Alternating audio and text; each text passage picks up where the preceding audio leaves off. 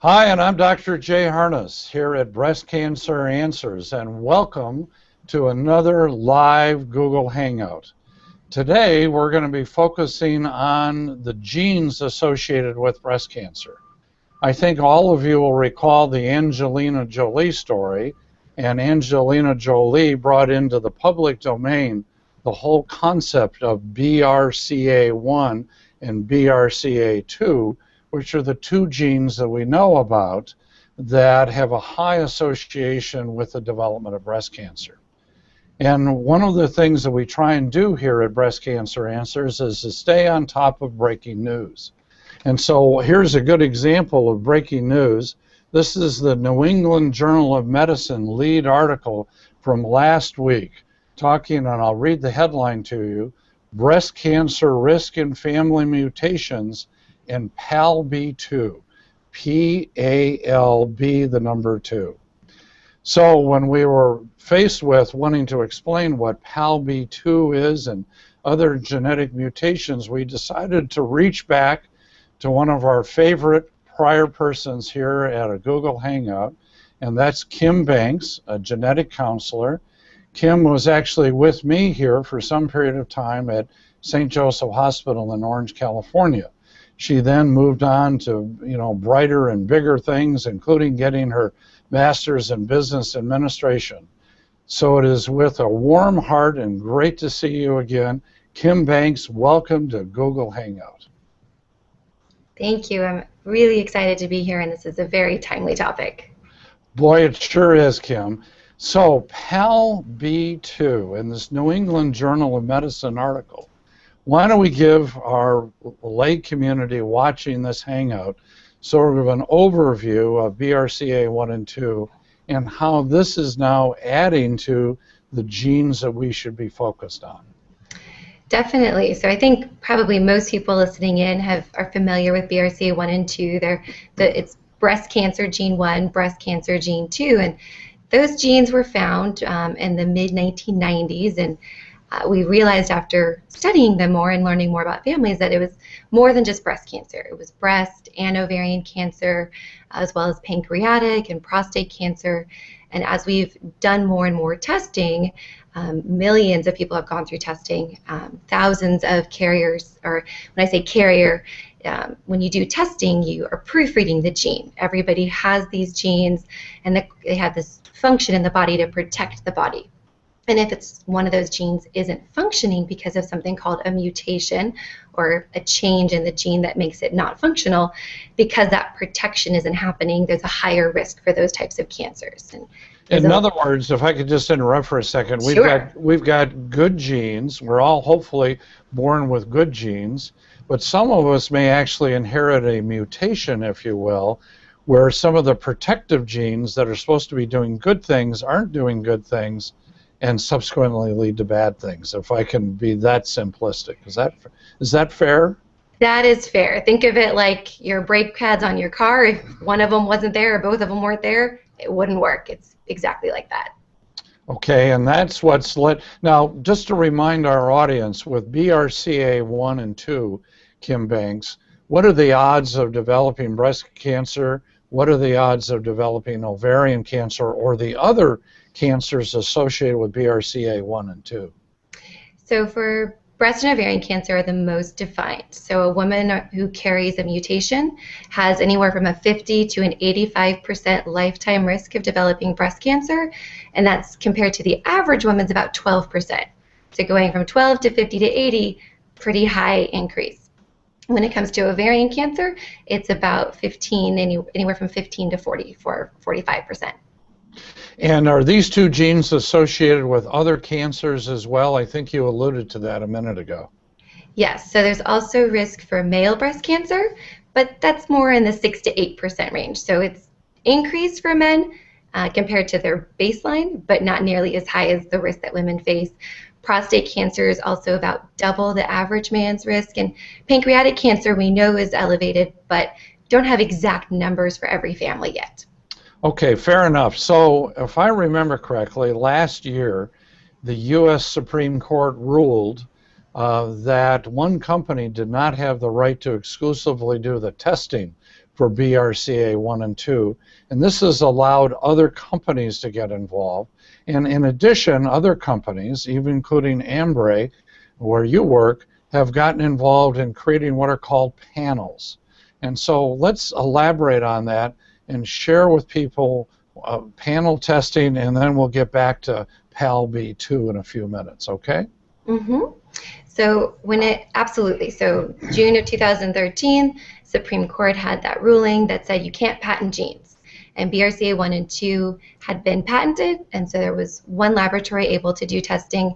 And exactly like you said, with that ruling, multiple different laboratories have now been able to offer BRCA1 and 2 testing and kind of introduce competition, which always helps patients because it, insurance contracts and how expensive it is. So that's kind of the way the U.S. was built, is that idea of a free market and competition. And hopefully there are patients listening today who've experienced that benefit in the last year since that Supreme Court ruling.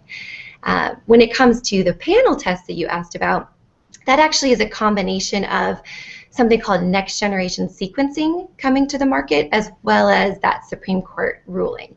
Okay, so, whoa, time out. Yeah.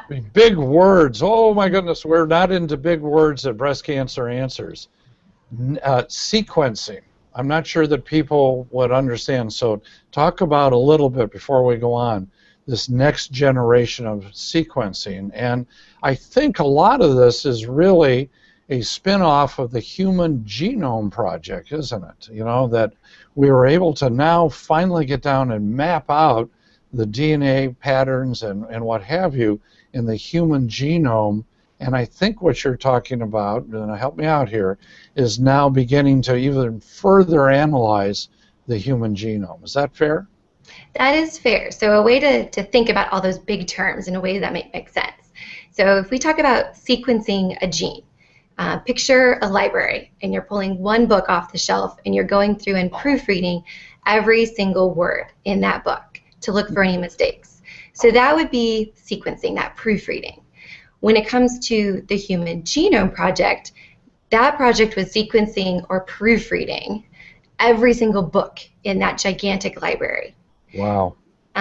When it comes to panel tests, think about if you went to a section of the library where you knew, I wanted to find out about one particular thing, but there's multiple books.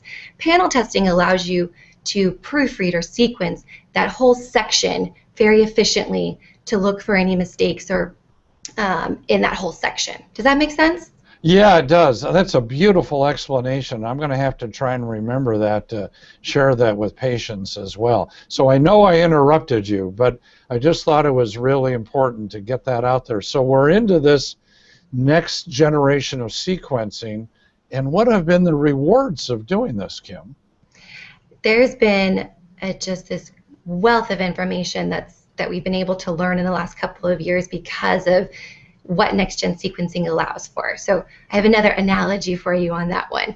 Okay. If you think about if you were taking your car to the mechanic and you knew something was wrong, and the mechanic said, well, it could be this or this or this or this, and you would typically approach it of, well, let's start with the most likely and pay for that one, and if that's not the answer, you kind of go sequentially step by step through them. Now, what if the mechanic said, well, there's this new technology, and I can actually test everything all at once for the same price as if you just did the first one, and we'll get you all the answers in the same amount of time and similar costs. You would probably say, well, then let's just go ahead and take care of everything. Sure. That's what this panel testing allows for. Is we know that there's probably 15, 20 genes that predispose to breast cancer. And so where we've been up until recently is this idea of doing 1 or 2 genes at a time in that stepwise fashion where the costs go up as well as the time. The next-gen sequencing panels say, let's look at all of those breast cancer genes in one full swoop and increase the likelihood of finding an answer, finding it faster, and then being able to take that information and say, okay, this particular gene has the mistake or the mutation, so now we know these are the different cancers that we need to look for. Your family member can be tested. And so you find that answer faster, and the likelihood of finding an answer is increased. Wow, that's really exciting, Kim. But going back to the Human Genome Project and sequencing and all of that, isn't that sort of the evolution of how all this got going? In other words, the Human Genome Project, and now, as you said, down to not only individual genes, but down to a section within the library of genes? Yeah, so the Human Genome Project has given us this, it was actually this huge amount of information that researchers and scientists had to dive into and actually understand what that research was telling you. And that's really moved things forward to be able to, you know, imagine that library, there was an earthquake and all of the books were all over the place. And you had to go through and figure out which ones went where. That's kind of the Human Genome Project, was that wealth of just information everywhere. And as we've gone through and cataloged it and organized it, it's allowed for that greater understanding of how genetic information impacts health and disease and all of that. Oh, that's a fantastic explanation. Now, I remember when the Angelina Jolie story came out, the phones were going off the ringers, off the wall, for people calling up saying, oh my gosh, I want to be gene tested. And obviously these panels cost money, and who should be calling? They're certified genetic counselors like you. And I do want to really emphasize in this Google Hangout the real importance of patients working with certified genetic counselors like you, and I want you to comment on that. But as a result of this Google Hangout and the information we're sharing today, people will say, I need to call my genetic counselor. So who are the folks that should be contacting a genetic counselor? So I think the easiest answer to that is anyone who had BRCA1 or 2 testing and it was negative. So, you know, whatever the cancer history was, it was enough to get BRCA testing. If it was negative, that's a very easy, talk to your doctor, talk to your genetic counselor about this next level of testing that's now available. And I think we're going to come to PALB2 later, but the PALB2 gene is included in a lot of those tests. And so that's the easiest answer. Okay, now let's amplify that for just a second, because what you're saying is anybody watching this who was considered eligible, if you will, for BRCA1 and 2 testing and were negative ought to be revisiting because of the panel. I think that's number one, but let's emphasize who are the folks that should have even been tested in the first place for BRCA1 and 2. Who are those folks? That's a very good point. So when it comes to thinking about genetic testing, I'm going to take it back just one step, which is that the majority of cancer, the majority of breast cancer, is not genetic. So it's not something that every breast cancer patient needs to go through. But if you are young when you're diagnosed, so you're under 45, if you had bilateral breast cancer, so that means it was in both breasts or maybe twice in the same breast but unrelated to the first one. If you have breast and ovarian cancer in you or in amongst your family members, or kind of the rule of 3. If there's 3 or more breast cancers or ovarian cancer, doesn't matter what the age was. If there's 3 or more, that would qualify as well. So I'll let you summarize those. No. 3 or more, in other words, 3 or more relatives with breast cancer, yes, or any relative with ovarian cancer, no matter your age, you need to be gene tested. And or if you're 50, 49 or younger, 45 or younger, for instance, today I saw a 38-year-old, a newly diagnosed, who actually has a strong family history for breast cancer. We're going to automatically test that person. Now, hypothetically then, getting onto the panel, if these kinds of individuals end up being negative for BRCA1 and 2, now the next gen, as you say, sequencing needs to be done. And so lead us through that, Kim, and tell us the other kinds of genes that are going to pop up here that are going to have an increased risk of breast cancer. Definitely, and I can speak, as you shared earlier, I work at Ambry Genetics, and so I can speak most eloquently to that, but I'll try to cover all bases. When it comes to BRCA1 and 2, we talked earlier about how they have that protective role in the body. They don't work alone. They have a lot of partners. And what we've learned is a lot of their partners those other genes that work with them, if there's a mistake or a mutation in one of those partnering genes, there's a similar presentation in that it increases risk for breast cancer, but they don't look exactly the same as BRCA1 and 2 in terms of its breast and ovarian only. There's different patterns depending on the gene, and so you know, I would say 3 of the most common genes that have been coming up include PALB2, which there's that great article that came out that gave a lot new information that we're going to touch on later. Another gene called ATM, another one called CHEK2. Those are silly names. You don't have to remember them. Just know that there's more than BRCA1 and 2, and there's the test that we offer has 17 genes on it. There's different approaches to what's included. So every laboratory is a little bit different, but there's multiple different genes. And if you are found to have some of these other mutations, if you will, Kim, are we able now to assign a percentage increased risk of breast cancer? And if you're found to have one of these other mutations, including PALB2, should other members of your family then be tested with panels as well? So I'm going to start with the second question because it's a little bit easier. If a mutation is found in someone, then their family members actually don't need the full panel test. They can just be tested for what was found in the family. And so it makes it very black and white. Did you get it? Did you not get it? When it comes to assigning breast cancer risk, if something is found in one of these other genes, it's a gradient. Certain genes, about 5 to 6 of them, there's really substantial data, a lot of information where we feel very confident saying the cancer risk is X, Y, and Z. There's other genes that were more recently found, and we're still learning about them.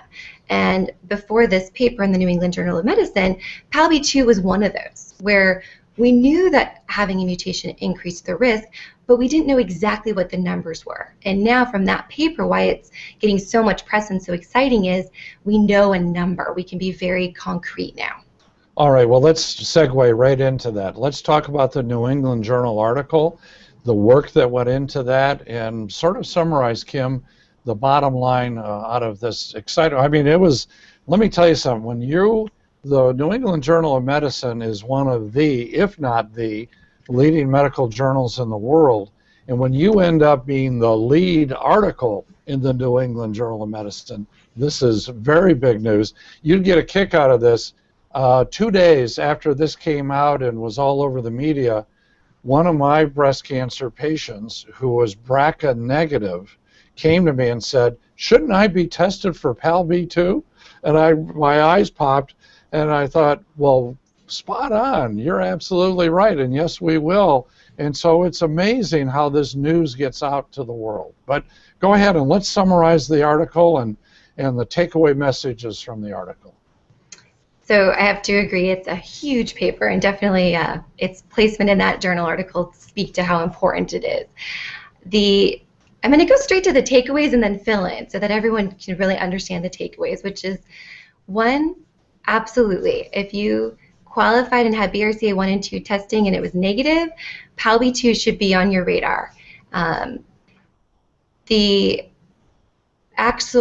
risks then is, so if you are found, or anyone who's listening who has a PALB2 mutation, we now know more specifically what to say. So if I was meeting with a patient and identified a PALB2 mutation, before this paper, I had to say, well, your risk for breast cancer is about 2 to 4 times, the average woman. But it wasn't a number like 12% or 50%. So it was hard to understand, hard to know what to do with that.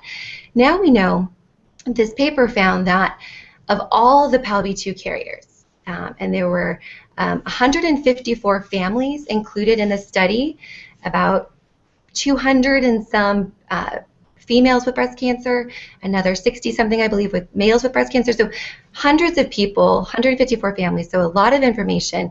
Then now we can say, okay, if all we know is you have a PALB2 mutation, your risk of developing breast cancer is 35% about with that mutation. But they went a step further, and they looked at, well, how does that work with the family history also? So if you have a PALB2 mutation, but you don't have any close relatives with breast cancer, your family doesn't look to be as striking. This PALB2 mutation isn't doing as much, you might say, and so the risk is about 33%. But let's say that your mom had breast cancer, your sister had breast cancer, both of them young, and you have a PALB2 mutation that they have, well, your breast cancer risk quote would actually be more like 55, 58%. Wow. Wow. And so it did that level of being able to get very specific with families and the mutations to give accurate numbers of what kind of breast cancer risk are you facing if you have one of these PALB2 mutations. Wow, Kim, that's really huge. You know, for years, in fact, I knew Mary Claire King. And when she was at Cal Berkeley, when she was doing this work, and now is up at the University of Washington. And when I first arrived in Oakland in 1991, a couple of years later, I got involved with her, helped her out a little bit. So that was a huge breakthrough in the world of breast cancer. But ever since we've been doing the testing for BRCA1 and 2, and I've had exactly what you just described, a younger woman whose mother had breast cancer, maybe a maternal aunt or somebody, and they were BRCA negative, you know, and I would say, you know what, okay, you're BRCA negative, but I'll bet you someday we're going to find the gene that is really involved here. So this is really exciting that we're doing exactly what I thought we'd probably do. The world caught up with you. Yeah, I just come on, when you have that much family history, how could there not be something? But anyway, continue on. So this leads to a couple things, Kim. Number one, this gets us above that 23% threshold for doing breast MRI. The way we do, we certainly have, I do, BRCA positive patients who have not chosen to have prophylactic mastectomies and who are being followed with annual digital mammograms and MRI. We also know that if we calculate the lifetime risk to be 23% or greater, most all the insurance companies will cover then the cost of the MRI. So obviously, if you're PALB2 positive and up even in the 30% range, then that's going to be covered. But one of the things now with the BRCA positive patients, we talk about preventative mastectomies, just like Angelina Jolie. Is that where we're going with PALB2? I think it's a very mixed answer, in all honesty. One of the things those numbers I quoted told you, so if you have a PALB2 mutation, but there's no close breast cancer, your risk is in the 30s, versus if you have that close family history, it's more like in the 50s. That tells us that PALB2 is a very important piece, but there's more to it than that. There's things that modify it in families. And so just like you do with your patients, you're going to look at that individual in front of you. And so if you knew, okay, you're a PALB2 carrier, you have a mutation, but there's no close breast cancer in your family, your risk is probably in the 30s. I'm going to think about MRI, absolutely, but the idea of a preventive or risk-reducing mastectomy is going to be a little bit harder to swallow versus the patient who has a PALB2 mutation and is that same one, that mom and sister had breast cancer, so her risk is in the 50s, you're going to talk more about doing a preventive mastectomy because I think, and you could tell me, but I think a lot of surgeons, they use kind of that 50% cutoff that if your risk for breast cancer is 50% or higher, we're really going to talk about that as an option because that's 50-50 or higher odds of getting breast cancer. No, that's absolutely correct. And as I think you're well aware, there's been a national trend.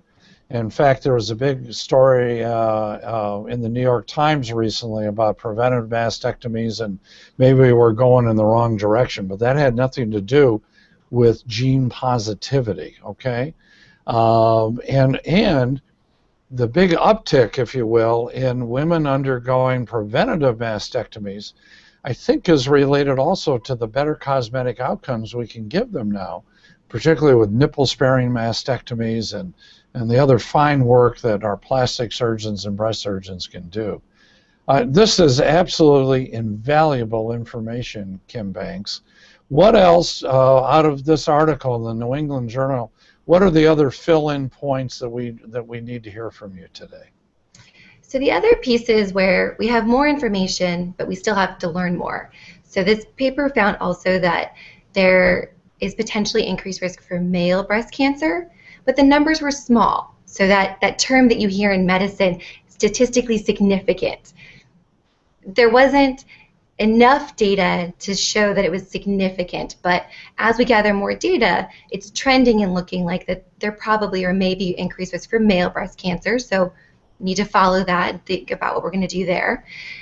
Potentially ovarian cancer, same thing, small numbers.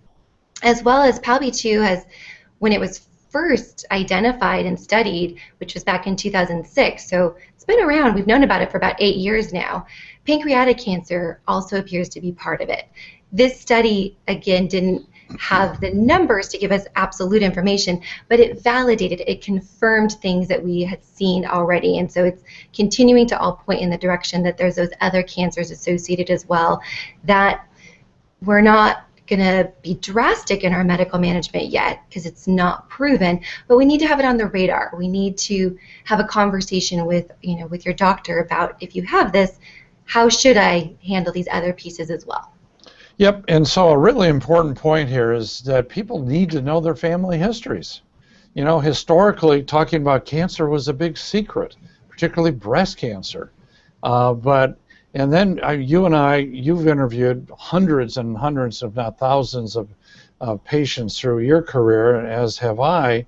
And you say, well, is there any history of ovarian cancer? And then they think, well, grandma had uterine cancer, I think. And, and so the importance of knowing your family history, I think, is really critical. Any other takeaway messages from this New England Journal article, Kim? I think the last one would be, so they did put out there and conclude that PALB2 genetic testing should be on the table, should be pursued in patients that meet those criteria for genetic testing in general. And I think that'll help with insurance companies cover it. In preparation for today, I actually asked about our kind of internal experience, and at Ambry, we've offered PALB2 testing for a number of years now, and we've actually had good luck getting insurance companies to cover it. So I think that that's an important message. Insurance information can often be a barrier to genetic testing, and so wanted to share that with everyone today so there's actually probably a pretty good chance it should be covered. It was covered for us before this paper, and this paper is just more proof and has recommendations from big physicians and researchers from 14 different institutions saying it should be covered. There you go. Well, very, very good. Well, just as we begin to wrap up here, Kim Banks, what about the future? What are you excited about in the future of next generation sequencing in your world of genetic counseling? It's going to be a big scary word, but I'm actually really excited about whole exome. And so what that is, so remember the library analogy, the single book, the section, or the whole library? Exome is basically the whole library, the important parts that impact things. And so what we're starting to see is, okay, panel testing has been available for a couple of years, and it's really improving detection of genetic explanations. And then there's still families, though, where we've looked at every gene we know about and didn't find an answer. But there's those ones that you were talking about earlier where you just know that there's something genetic. There's too much cancer, too many generations. Exome allows you to look at the entire set of genes, all 20,000, and pinpoint maybe it's something really rare, unique, or new in that family. And so I'm really excited that, when I started 10 years ago, we had barely BRCA1 and 2 and had to fight every time to get insurance companies to cover it. And now, BRCA1 and 2 is covered, these panels are providing more options, and we have this next level to keep looking for answers. And I think that's what families and patients going through genetic testing and counseling are looking for, is an answer, and our ability to find those answers is improving exponentially. Fantastic. What a way to wrap up. Well, Kim Banks, let me thank you once again for joining us here at a live Google Hangout. The information you provided today is understandable, is current. It's really, really important. We really appreciate your being with us. Thank you very much. Thank you for inviting me, and good luck to everyone, and reach out to your doctors and genetic counselors if any of this rings true with you. Very good. Well, I'm Dr. Jay Harness. This has been another live Google Hangout here at Breast Cancer Answers. Stay tuned for more exciting Hangouts in the future. Have a great day.